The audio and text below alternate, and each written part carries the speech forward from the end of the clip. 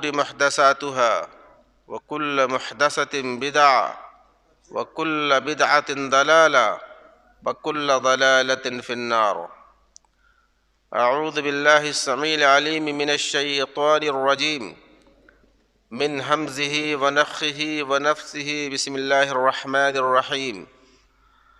قاف القرآن المجيد بل عجبوا أن جاءهم منذر منهم فقال الكافرون هذا شيء عجيب أإذا متنا وكنا ترابا ذلك رجع بعيد قد علمنا ما تنقص الأرض منهم عندنا كتاب حفيظ بل كذبوا بالحق لما جاءهم فهم في أمر مريج. وعن وحشي بن حرب رضي الله تعالى عنه قال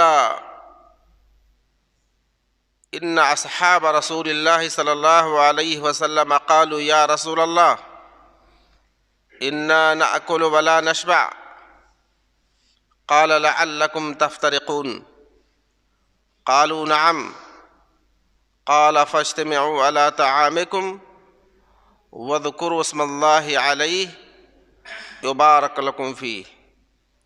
رواہ ابو داود. محترم سامعین جمعہ، بزرگوں، دوستوں، بھائیوں اور عزیزوں، پچھلے جمعے کے خطبے میں کھانے پینے کے آداب کے تعلق سے کچھ اسلامی آداب اور طریقے بتائے گئے تھے کہ مذہب اسلام صرف عبادت کا مذہب نہیں ہے، بلکہ اس کی تعلیمات زندگی کے تمام شعبوں کو شامل ہیں۔ زندگی کا کوئی گوشہ ایسا نہیں جس کے بارے میں اسلام نے اپنی تعلیمات نہ پیش کی ہوں۔ انہی گوشوں میں سے گوشہ یا انہی میدانوں میں سے ایک میدان کھانے پینے کا میدان بھی ہے۔ اسلام نے ہمیں جہاں عبادت کرنے کا طریقہ بتایا ہے وہیں پر کھانے پینے کے آداب بھی بتائے۔ یہ کہنا کہ بھئی اسلام تو چھوٹی چھوٹی چیزیں بتاتا ہے، اسلام کھانے پینے کی چیزیں بتاتا ہے، اسلام تو پیشاب پاخانہ کا طریقہ بتاتا ہے، اسلام تو بیوی سے ملنے کا طریقہ بتاتا ہے، یہ اعتراض پہلے زمانے میں بھی کیا گیا اور آج بھی لوگ کر سکتے ہیں کہ اسلام تو چھوٹی چھوٹی باتیں بتاتا ہے۔ اسلام کو تو بڑی بڑی باتیں بتانی چاہیے، سیاست کی بات، سماجیات کی بات اور حکومت و قیادت کی بات۔ لیکن حضرات، ہم کو اور آپ کو سمجھنے کی ضرورت ہے کہ ہمارا اسلام صرف سیاست کا مذہب نہیں، ہمارا اسلام صرف عبادت کا مذہب نہیں، ہمارا اسلام صرف اقتصادیات کی تعلیم نہیں دیتا، بلکہ زندگی کے تمام معاملات میں اپنی رہنمائی پیش کرتا ہے۔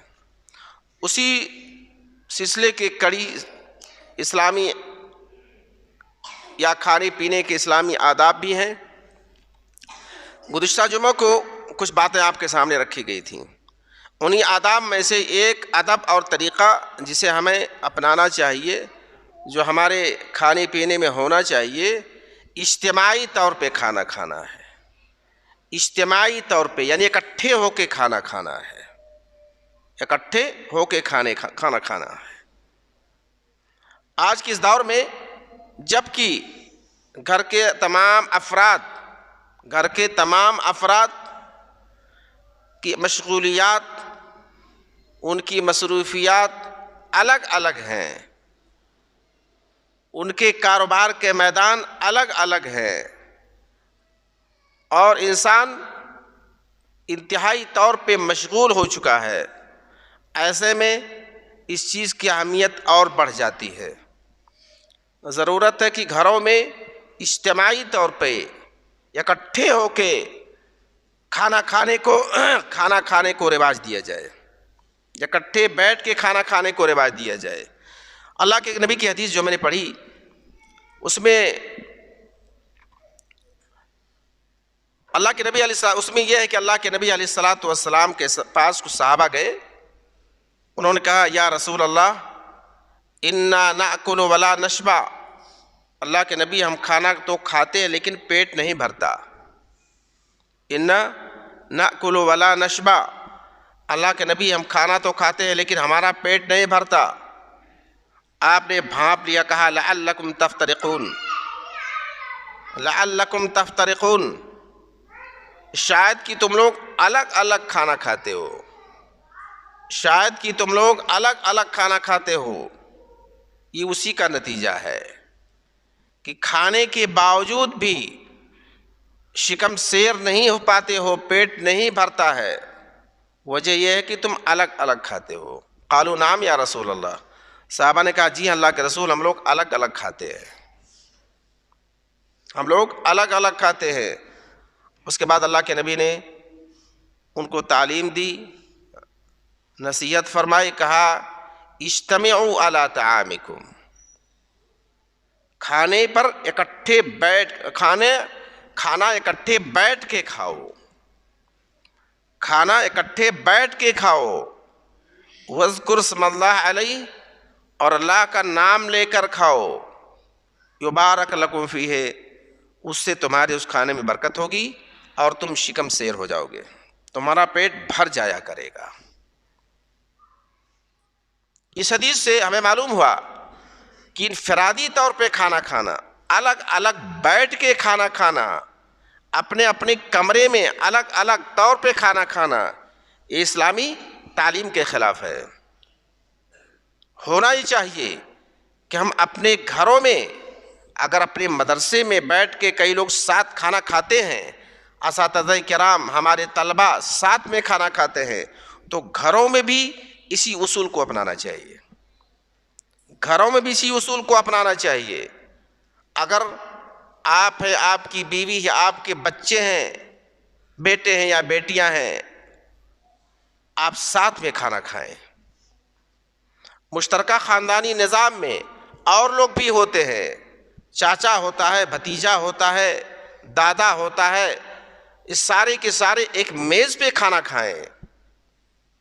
اگر کوئی حرج محسوس ہوتا ہے تو عورتوں کے لیے الگ میز، مردوں کے لیے الگ میز بنا لیا جائے، الگ دسترخوان لگایا جائے، مردوں کا الگ، عورتوں کا الگ، لیکن اجتماعی طور پہ کھانا کھانے کو رواج دیا جائے۔ اس سے کھانے میں برکت ہوتی ہے حدیث کے مطابق۔ برکت کا کیا معنی ہوتا ہے اس کو سمجھنے کی ضرورت ہے۔ برکت کا ایک معنی یہ ہوتا ہے کہ تھوڑا کھانا زیادہ لوگوں کے لیے کافی ہو جائے گا، تھوڑا کھانا زیادہ لوگوں کے کھانے کے لیے کافی ہو جائے گا، یعنی کہ ظاہری طور پر کھانے میں برکت ہوگی، ظاہری طور پر، حصی طور پر، مادی طور پر کھانے میں برکت ہوگی۔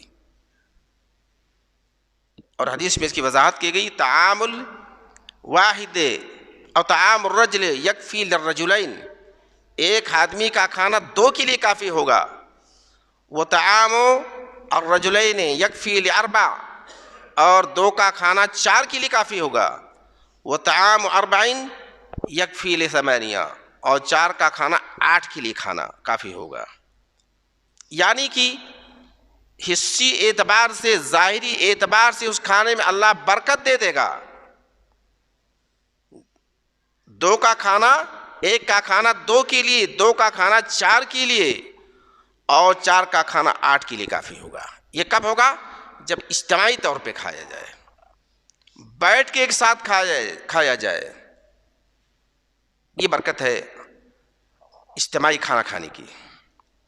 اور دوسرا معنی علماء کرام نے بتایا کہ برکت کا مطلب ہوتا ہے کہ معنوی برکت، ظاہری طور پہ برکت نہیں ہوگی لیکن معنوی طور پہ برکت ہوگی. آپ کھانا تھوڑا ہی کھائیں گے، ظاہر بات ہے 2 آدمی کا کھانا ہے، 2 آدمی کا کھانا 8 روٹیاں ہیں اور اس میں 8 لوگ شریک ہو جائیں تو ظاہر بات ہے ایک آدمی کے حصے میں 1 ہی روٹی آئے گی.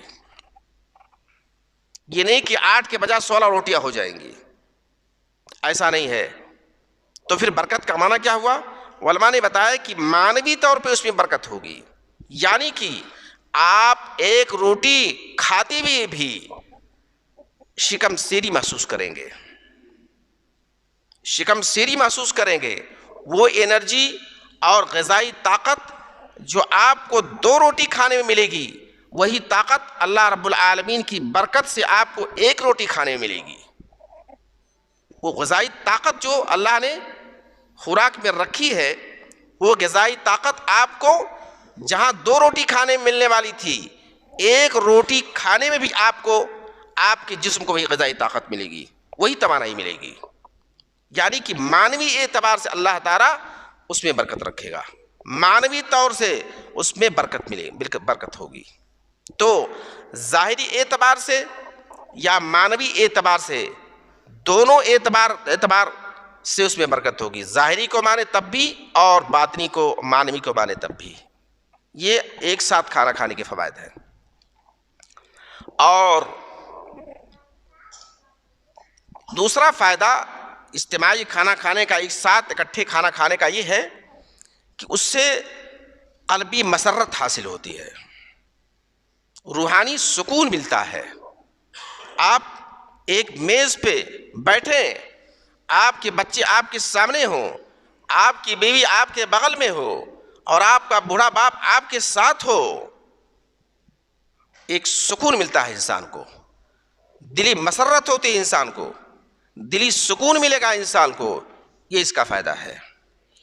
اور ایک اور فائدہ، ایک ساتھ کھانا کھانے کا ایک فائدہ اور ہے کہ اس سے رشتوں میں مضبوطی ہوتی ہے، تعلقات مضبوط ہوتے ہیں، رشتے استوار ہوتے ہیں ساتھ میں کھانا کھانے کے. بسا اوقات آپ کی فیملی ہے، کوئی رنجش ہے باپ اور بیٹے کے درمیان، شوہر اور بیوی کے درمیان، 2 بھائیوں کے درمیان، اگر بسا اوقات تھوڑی بہت رنجش ہے، کوئی غم ہے، کوئی تکلیف ہے، ایک ساتھ جب ایک میز پہ کھانا کھائیں گے، ایک دسترخوان پہ کھانا کھائیں گے، وہ رنجش ختم ہو جائے گی، وہ رنجش ختم ہو جائے گی، محبت میں بدل جائے گی، تعلقات مضبوط ہو جائیں گے. اور بسا اوقات آپ کا دوست ہے، آپ نے اس کو کھانے پہ بلایا، آپ کا دوست ہے، اس کو آپ نے دعوت دی ہے، یا آپ کا کوئی مہمان ہے دور سے آیا ہے، اس کے ساتھ آپ کھانا کھائیں تو وہی چیز آپ کو ملے گی، دلی مسرت ہوگی. اور بسا اوقات آپ کا پڑوسی کسی بات کو لے کر کے آپ سے نالا ہے، دل میں اسے تکلیف ہے، ایک میز پہ جب بیٹھ کے آپ کھانا کھا لیں گے، اس کی رنجش ختم ہو جائے گی، اس کی رنجش محبت میں بدل جائے گی. یہ ساتھ میں کھانا کھانے کے فوائد ہیں. اور اس کے سیاسی فوائد بھی ہیں، سیاسی فوائد بھی ہیں. آپ حکومتوں اور ملکوں کی تاریخ پڑھیے، حکومتوں اور ملکوں کی تاریخ پڑھیے، سیاسی دنیا کی تاریخ پڑھیے. بڑے بڑے فیصلے بسا اوقات کھانے کے میز پہ ہو جایا کرتے ہیں. ایک ملک دوسرے ملک کا دشمن ہے، ایک سیاسی آدمی، سیاستکار دوسرے سیاستکار کا دشمن ہے، ایک بڑا آدمی دوسرے بڑے آدمی کا دشمن ہے، ایک حکومت دوسری حکومت سے جنگ چھیڑنے والی ہے. بسا اوقات دونوں حکومتوں کے ذمہ داران ایک میز پہ بیٹھ کے جب ساتھ میں کھانا کھا لیتے ہیں تو ساری رنجشیں دور ہو جاتی ہیں، اور دو حکومتیں باہم ٹکرانے سے بچ جاتی ہیں، اور 2 بڑے بڑے لوگ باہم لڑنے سے بچ جاتے ہیں. 2 نیتا اگر لڑنے والے ہوتے ایک ساتھ ایک میز پہ بیٹھ کے کھانا کھا لے تو ساری تکالیف دور ہو جاتی ہیں اور ساری غلط فہمیاں ختم ہو جاتی ہیں. یہ ساتھ میں کھانا کھانے کے فوائد ہیں. اس کو رواج دیا جائے۔ ہمارے نبی نے بتایا ایک ساتھ میں کھانا کھاؤ، تمہیں شکم سیری حاصل ہوگی، تمہارا پیٹ بھر جائے گا، اللہ کی برکت نازل ہوگی۔ یہ بڑی اہم چیزیں ہیں، اس کو اختیار کرنے کی ضرورت ہے۔ اس کو اپنے گھروں میں، خاص طور پہ ہمارے اور آپ کے یہاں جہاں جوائنٹ فیملی کا سسٹم ہے، ہم مشترکہ خاندانی نظام پہ عمل کر رہے ہیں، اکیلے ہم نہیں ہوتے، آپ نہیں ہوتے، آپ کے ساتھ آپ کی بیوی ہوتی، آپ کے بچے ہوتے، آپ کا بھتیجا ہوتا، آپ کا چاچا ہوتا، بابا ہوتا، سارے کے سارے ایک ساتھ رہتے ہیں۔ کتنا اچھا ہوگا کہ ایک میز سجایا جائے اور ایک میز پہ سارے کھانے رکھ دیے جائیں اور سارے فیملی کے سارے افراد ایک ساتھ بیٹھ کے کھانا کھائیں۔ برکت کا نزول ہوگا، غلط فہمیاں دور ہو جائیں گی، رنجشیں دور ہو جائیں گی، اختلافات ختم ہو جائیں گے، اور اس کا ایک کاروباری فائدہ بھی ہے۔ ہم آپ کہیں بھی رہنے والے ہوں، دیہات میں، شہر میں رہنے والے ہوں، کہیں نہ کہیں کاروبار سے جڑے ہوتے ہیں۔ کوئی پڑھاتا ہے، کوئی کھیتی کرتا ہے، کوئی بزنس کرتا ہے، کوئی اور کام کرتا ہے۔ صبح سارے لوگ اپنے اپنے کام پہ لگ جاتے ہیں، اگر دوپہر کو نہ صحیح، شام کو اگر ہم آپ اپنے بچے کے ساتھ، اپنے بیٹے کے ساتھ، اپنے والد کے ساتھ، اپنے بھتیجے کے ساتھ ایک میز پہ بیٹھ کے کھانا کھائیں تو کھانے کے دوران خیالات کا تبادلہ ہوگا، مصروفیات کے بارے میں جانکاری ہوگی کہ آپ نے کیا کام کیا، آج آپ فلاں جگہ گئے تھے، آپ نے کون سا کام کیا، فلاں کام کے لیے گئے تھے، وہ کام نمٹا کہ نہیں نمٹا، فلاں ایگریمنٹ ہوا کہ نہیں ہوا، کھیتی کا کیا حال ہے، پڑھائی کا کیا حال ہے، لکھائی کا کیا حال ہے۔ ان تمام باتوں پر تبادلہ خیال ہوگا، اسی میز پر، اسی دسترخوان میں بیٹھ کے تمام باتوں پر تبادلہ خیال ہوگا اور ساری رپورٹیں مل جائے گی۔ اس کے بعد آگے کے لیے منصوبہ بندی ہوگی، کل کیا کیا جائے، فلاں کام نہیں ہو پایا، فلاں کام ہوا تو اتنا ہوا، فلاں کام ہو گیا۔ یہ کاروباری فائدہ ہے۔ آگے کے لیے پلاننگ ہوگی، منصوبہ بندی ہوگی، کل کیا کیا جائے۔ تو ایک ساتھ کھانا کھانے کے بہت سارے فوائد ہیں اور اس کا لحاظ ہونا چاہیے۔ آج کے اس دور میں بڑے نہایت افسوس کے ساتھ کہنا پڑتا ہے کہ ہمارے نوجوانان جہاں ایک طرف اپنے دوستوں کے ساتھ چائے کی دکانوں پر، ہوٹلوں پر اور کھیل کے میدانوں میں اور چوراہوں میں اپنے دوستوں کے ساتھ کھانے کو ترجیح دیتے ہیں اور پسند کرتے ہیں، اس کے لیے ٹیلی فون ہوتے ہیں، باتیں ہوتی ہیں کہ فلاں چوراہے پہ بیٹھ کے چائے پیئیں گے، گپ شپ کریں گے اور ذرا سا خوشی ملے گی۔ وہیں پر وہی بچے اپنے گھروں میں اپنے والدین کے ساتھ، اپنے بھائی کے ساتھ ایک ساتھ کھانے کو پسند نہیں کرتے ہیں۔ دوستوں کے ساتھ چوراہے پر، ہوٹل پر اور چائے کی دکانوں پر کھانے میں خوشی محسوس کرتے ہیں اور اس کے لیے تیاریاں کر کے جاتے ہیں۔ وہی بیٹے گھروں میں اگر والدین اپنے ساتھ کھانے کے لیے بلائیں، ایک دسترخوان پر، ایک میز پر، وہ کھانے کے لیے تیار نہیں ہوتے ہیں۔ معاملہ برعکس ہے۔ عزیزو، والدین کے ساتھ بیٹھو، بڑوں کے ساتھ بیٹھو، تمہیں شفقت ملے گی، محبت ملے گی، رہنمائی ملے گی، تمہاری گائیڈنگ ہوگی اور تمہارے لیے منصوبہ بندی وہ کریں گے، تمہارے لیے وہ پلاننگ کریں گے۔ اگر غلط کر رہے ہو تمہیں اسے روکیں گے۔ تو شفقت لینے کے لیے، محبت لینے کے لیے اور رہنمائی لینے کے لیے بزرگوں کی ضرورت ہے، اس بات کی کہ ایک میز پہ کھانا کھایا جائے اور اس کو زندہ کیا جائے۔ ایک ساتھ کھانا کھانے کے فوائد اتنے ہیں کہ ایک جمعے کا خطبہ اس کے لیے ناکافی ہوگا، لیکن ہماری اکثریت اس سے ناواقف ہے، غافل ہے۔ انفرادی طور پہ لوگ کھانا کھاتے ہیں، والدین محترم اپنے کمرے میں کھاتے ہیں اور بیٹے اپنے کمرے میں کھاتے ہیں، امی شاید کسی اور باورچی خانے میں بیٹھ کے کھا لیتی ہیں، بہنیں اپنے کمرے میں کھاتی ہیں۔ غرض کی جتنے افراد ہیں اتنی جگہیں ہوتی ہیں اور عام طور پہ کھانے کے لیے گوشوں کو اختیار کیا جاتا ہے، گوشوں کو، تنہائی کو اختیار کیا جاتا ہے۔ یہ اسلامی تعلیم کے اور مزاج کے خلاف ہے، اسلامی تعلیم اور مزاج کے خلاف ہے۔ اجتماعی کھانے کو رواج دیا جائے۔ اب تو زمانہ ترقی کر چکا ہے، ہمارا آپ بھی ترقی کی راہوں پہ گامزن ہے۔ ہمارے گھروں میں بھی اب ڈائننگ ٹیبل بن رہا ہے، ڈائننگ ٹیبل شادیاں ہوتی تو سب سے پہلے ڈائننگ ٹیبل مانگا جاتا ہے، صوفہ سیٹ اور ڈائننگ ٹیبل مانگا جاتا ہے. لیکن ڈائننگ ٹیبل کا رکھنا غلط نہیں ہے، اچھی بات ہے، لیکن ضرورت ہے کہ اس کی تقاضے کو پورا کیا جائے. ڈائننگ ٹیبل اگر آپ کے گھر میں ہے، کھانے کے لیے اگر کمرہ ہے، کھانے کے لیے اگر مخصوص جگہ ہے، تو وہاں پر کھانا کھایا جائے. یہ نہیں کہ ڈائننگ ٹیبل کو صاف کیا جائے اس وقت جب گھر میں کوئی نوارد مہمان ہو، کوئی نوارد آ جائے، کوئی مہمان آ جائے اور گھروں میں کھانا کھانا ہو تو اپنے گوشوں میں کھائیں. اگر ڈائننگ ٹیبل ہے بہت اچھی بات ہے، اس کو زندہ کیجیے، اس کو صاف رکھیے، صبح شام ناشتے سے لے کر دوپہر اور شام کا سارا کھانا وہیں پہ کھائیے، اور گھر کے سارے افراد اکٹھے ہو کے کھائیے. اس کے فوائد ہیں، اس کے فوائد ہیں. یہ نہیں کہ مہمان آئے تب ڈائننگ ٹیبل کو پوچھ کے رکھا جائے، صفائی کر کے رکھا جائے کہ آج مہمان آنے والے ہیں. ڈائننگ ٹیبل صرف مہمانوں کے لیے نہیں ہے، ہمارے آپ کے گھروں کے لیے بھی ہے. اور دوسری بات، کھانا کھانے کے تعلق سے اللہ کے نبی علیہ السلام کی دوسری تعلیم ہے کہ کھانا یا برتن میں سانس نہ لیا جائے یا پھونکا نہ جائے. برتن میں سانس نہ لیا جائے یا کھانے میں پھونکا نہ جائے.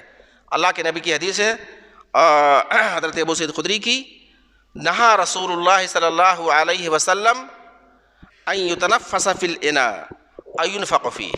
نہا رسول اللہ صلی اللہ علیہ وسلم ان یتنفس فی الاناء او ينفق فیہ. اللہ کے نبی نے منع فرمایا ہے کہ برتن میں سانس لیا جائے یا اس میں پھونکا جائے. بڑی باریک تعلیم ہے اسلام کی، بڑی باریک تعلیم ہے. میڈیکل سائنس آج جن باریکیوں تک پہنچا ہے، اور ہماری طبی دنیا، میڈیکل کی دنیا آج جن باریکیوں تک پہنچی ہے، ہمارے نبی علیہ الصلوۃ والسلام اس باریکی تک ہمارے نبی علیہ الصلوۃ والسلام نے ان باریکیوں کو اسی دور میں اجاگر کر دیا تھا اور بتایا تھا کہ کام نہ کیا جائے. کھانے میں پھونکنے سے یا برتن میں پھونکنے سے اور برتن میں سانس لینے سے آج کا میڈیکل سائنس کہتا ہے کہ ہمارے اندر کی جراثیم اس کھانے میں منتقل ہو جاتے ہیں. ہمارے اندر کے جراثیم اس کھانے میں منتقل ہو جاتے ہیں. وہ کھانا ہم ہی کھائیں یا کوئی دوسرا کھائے، لہذا کھانے میں یا برتن میں پھونکنا نہیں چاہیے، سانس نہیں لینا چاہیے. یہ میڈیکل سائنس کہتا ہے، یہ میڈیکل سائنس کہتا ہے.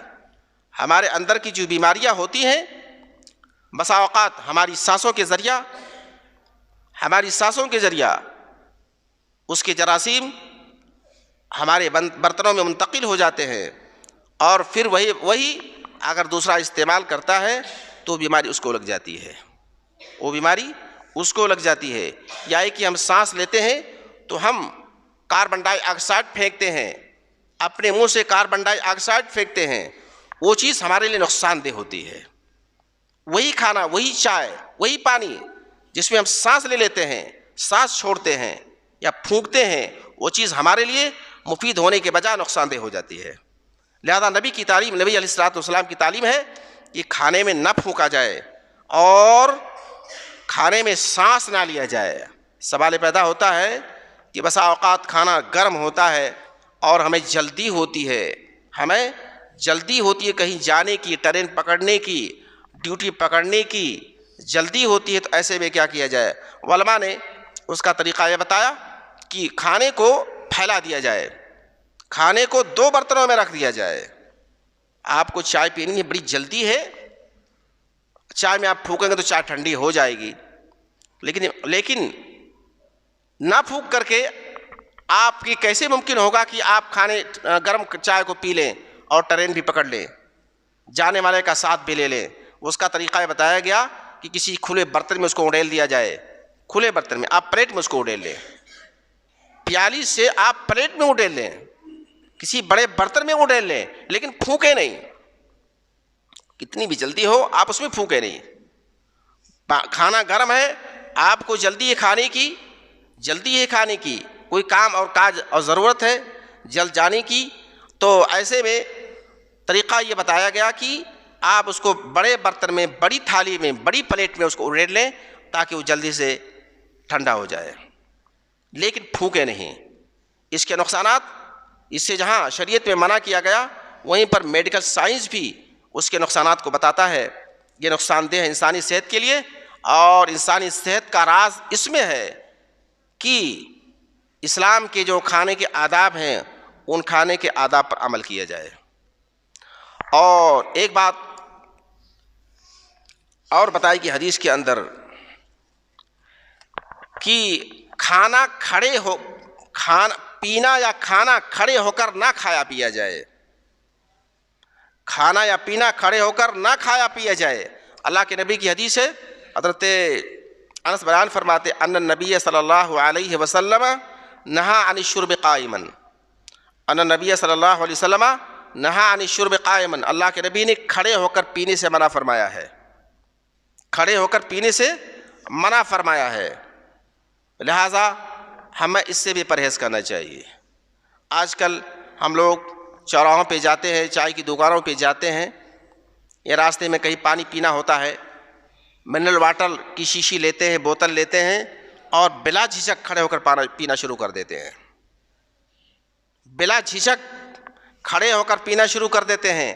کھانا تو عام طور پہ لوگ بیٹھ ہی کے کھاتے ہیں، الا کہ کہیں بفر سسٹم ہو، کسی شادی میں لوگ جاتے ہیں تو کچھ مجبوریاں ہوتی ہیں، تو ٹھیک ہے، مجبوری ہے ٹھیک ہے، لیکن عام طور پہ کھڑے ہو کر نہ کھانا چاہیے نہ پینا چاہیے۔ تو کھانے میں تو ہم اس کا خیال کرتے ہیں، لیکن پینے میں ہم لاپرواہی اور غفلت برتتے ہیں۔ کسی دکان پہ جاتے ہیں، ٹھنڈا لیتے ہیں، کھڑے کھڑے پینا شروع کر دیتے ہیں۔ چائے کی دکان پہ گئے، پیالی لے لیا اور دوستوں سے گپ شپ کر رہے ہیں، کھڑے کھڑے باتیں چل رہی ہیں سیاست کی، راجنیت کی، اور کوئی گفتگو چل رہی، اس پہ شریک ہو جاتے ہیں اور کھڑے کھڑے پینا شروع کر دیتے ہیں۔ اسلامی تعلیم کے خلاف ہے، یہ اسلامی تعلیم کے خلاف ہے۔ کھڑے ہو کر نہیں پینا چاہیے اور کھڑے ہو کر نہیں کھانا چاہیے۔ اور آج کے میڈیکل سائنس نے اس کو ثابت کر دیا ہے کہ کھڑے ہو کر پانی پینے کے نقصانات بہت زیادہ ہیں، کھڑے ہو کر پانی پینے کے نقصانات بہت زیادہ ہیں۔ اس کا اثر ہمارے معدے پہ پڑتا ہے، ہماری جگر پہ پڑتا ہے، ہمارے کلیجے پہ پڑتا ہے۔ اس لیے کہ ڈائریکٹ جب انسان کھڑے ہو کر پانی پیتا ہے تو ڈائریکٹ پانی ہمارے کھانے پینے کی نلیوں سے گزر کر کے ڈائریکٹ ہمارے معدے سے ٹکراتا ہے۔